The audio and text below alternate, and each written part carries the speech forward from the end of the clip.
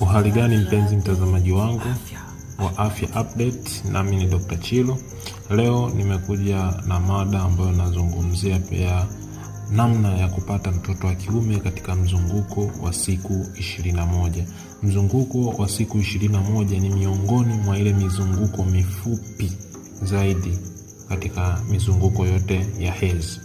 Sasa ni wengi ambao huwa wana mizunguko ya siku 21 na wajui siku sahihi za kushiriki tendo la ndoa na kushiriki kwa kuweza kupanga jinsia ya watoto wao. Uhali gani mpenzi mtazamaji wangu wa Afya Update, nami ni Dr. Chilo.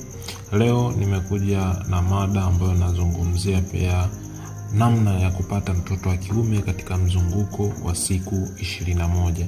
Mzunguko wa siku 21 ni miongoni mwa ile mizunguko mifupi zaidi katika mizunguko yote ya hedhi. Sasa ni wengi ambao huwa wana mizunguko ya siku 21 na wajui siku sahihi za kushiriki tendo la ndoa na kushiriki kwa kuweza kupanga jinsia ya watoto wao.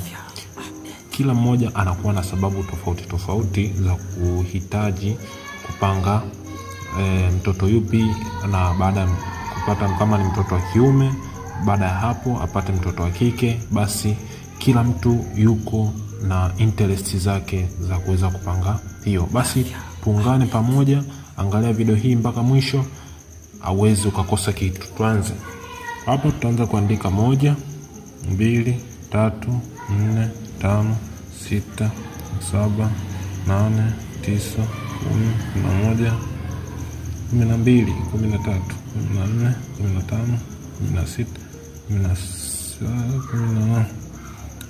17 18 19 20 21. Tukisha hapa